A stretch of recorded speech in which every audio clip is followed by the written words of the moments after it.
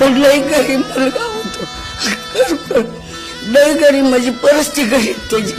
कसं जगलं ते बिचाराच माहिती. आईची कृपा त्याच्या पाठीशी, आईनीच त्याला वर नेलं त्याचा मानवास बघून. आईच्या लई जीव त्याचा, तो आईच मानायचा तो आईला. पण त्याला आई मरी माता उंचावून येईल, त्याला खाली आणायचं नाही, उंचावून येणं जे जे कार होईल त्याचा. खोबरं खाऊन निवड खाऊन पोरग जगलेलं हो.